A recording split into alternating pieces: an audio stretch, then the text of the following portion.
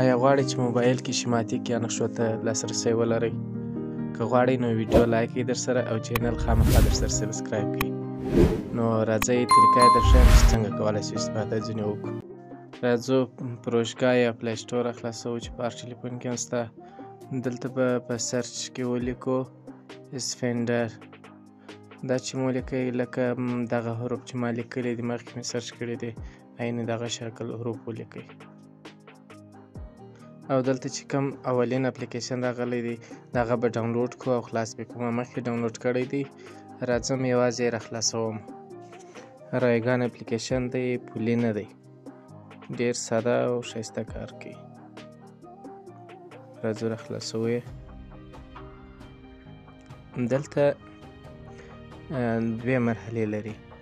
یو یې رجسټریشن دی چې نوی رجسټروي د اپلیکیشن. دلته به اکاونټ جوړوي او وروسته به لاسرسی ورته کولی شي او اکاونټ یې هم رایګان جوړېږي. کمې پیسې یا پولي نه دي لکه بعضې لکه بورنیو او نور شیماتیک. زه به د رجسټریشن څخه استفاده وکړم. دلته به خپل د هیواد کوډ او نمبر ورکوو، د ټلیفون شمیره ورکوو، فرق نه کوي چې هره شمیره یې.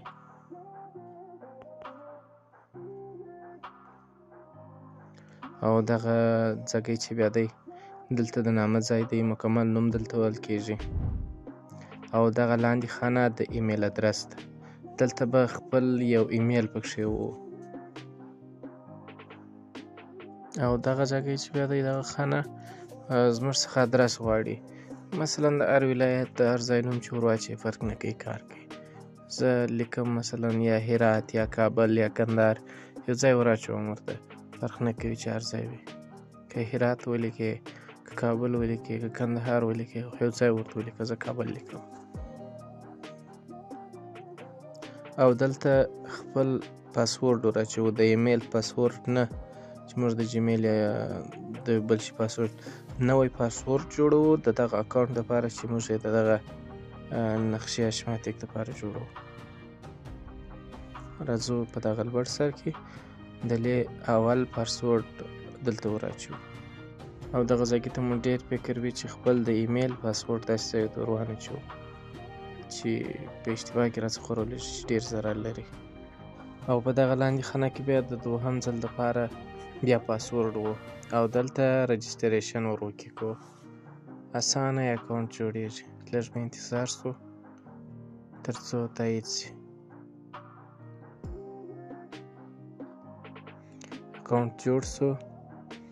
نو اوس دلته بیا دغه یې ځای چې راوړي په اول سر کې دا یې هغه پولي نسخې دي چې ټولو ټلیفونانو ته لاسرسی پکښې لرو. نو خو څه ناڅه محدود ټلیفونان په دې کې شته په دا نقشې کې، خو اکثریت یې هغه ټلیفونان دي چې ډېری مستریان ورسره مخ دي، خو ځینې نوي اپډیټونه نشته پکښې. د دې صفحې څخه په تېر شو. راځو دلته ګوره د شاومي دی، ټیکنو دی، ویوو دی، ریلمي دی، اوپو، سامسونګ او ځینې موجي ټلیفونان دي. دا اکثریت شته په دې نقشه کې. سامسونګ ما ور اوکې کړئ، لږ به ورته انتظار شو. نقشه مو تازه را خلاص کړې تر څو یې بعضې شیان را ډاونلوډ شي. ګوره دلته د E50S څخه نیولې راځه څو تر E22 پورې. دا خو اکثریت د دغه ټلیفونان د سامسونګ د شته پکښې چې اکثره ضرورت یې ورته. او دغه لاندې څو خانې چې دي دلته هم ځینې طریقې دي چې مایکونه د یوه ټلیفون د بل ته څنګه سمولی شو، دا شته پکښې. زه راځم دغه د E21S نقشه به راخلاص کړو. په دو کې د E21S کې د بټنانو مشکلات اکثره ډېر وي، هغه ډېر نازک دي، ماتېږي. راځم دا به راخلاصه کړم چې کیفیت یې څنګه دی د دغو نقشو ده. و یوه خبره درته کومه، دا په انټرنیټ باندې کار کوي، بغیر د انټرنیټ کار نه کوي. او دلته یو اعلان راوړي چې هر نقشه موږ اوکې کوو، یو اعلان راوړي، تر دغه اعلان به تېرېږو. وروسته به لږ انتظار شو تر څو هغه PDF نسخه یې را ډاونلوډ شي.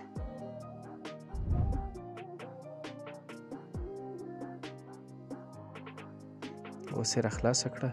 ګورئ په دې کې هغه نقشې شته کومې چې اکثریت په بورنیو شیماتیک کې وي او تر ډېره حده موږ ته اسانتیا پېښېږي په دې کې او ځینې نورې داسې طریقې هم شته د دغه ټلیفون د ماډلو لاندې چې وي چې د یوه ټلیفون مثلا 3 پایې مایک دی دې ته څنګه 2 پایې سمولی شو یا د چارج ځای دی کمې پایې د ډیټا دی کمې د برق دی نور د اکثر شیان دا پکښې لیکلي دي شته د ډېر شیان طریقې هم دلته ښیي په دې کې نو ډېره ښه برنامه ده ډېره د کار برنامه ده خو چې لږ مو سر ورسره خلاص شي دلته به زه د مایک او له سپیکر را خلاص کړم لږ به انتظار د اعلان تیر شي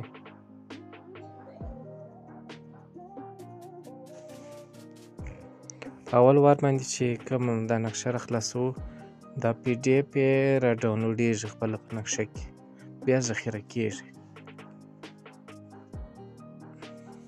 ګورئ کیفیت یې ډېر ښایسته دی تر هر څونه اندازې پورې رانږدې کولی شو او ښه څه یې کتل اوس دا ویډیوګانې شته په یوټیوب کې چې سرچ یې کې د اکثرو کیفیت نه وي ښه یا اکثره داسې ځایونه در ښیي چې ته ګورې هغه صحیح نقطه نه شي پیدا کولی یو سر یې در ښیي بل سر یې بیا نه در ښیي نو د اکثرو د په تکلیف پیدا کېږي نو دا ډېر اسان لاسرسی هم ورته یو په موبایل کې در سره وي کوم تر دا وخته چینل نه وي سبسکرایب کړئ چینل سبسکرایب کړئ در سره او ویډیو لایک کړئ تر څو نورې ویډیوګانې په اسانۍ تر تاسو سره ورسېږي زه کوښښ کوم چې همیشه یو داسې ویډیو داسې څه جوړ کړم چې ستاسې دپاره د ګټې وړ وګرځي او یو شی زده کړئ ځینې که کوم نظر راته لرئ په کمنټ کې یا د یو څه په اړه غواړئ چې زه یو ویډیو درته جوړ کړم یا د عیب یا بیې ده د نورو موضوعات ده نو دا په کمنټ کې راته ولیکئ خپل نظر راته ووایاست کیدای شي زما څخه څه غلطي کېږي په ویډیو کې هغه راته په ګوته کړئ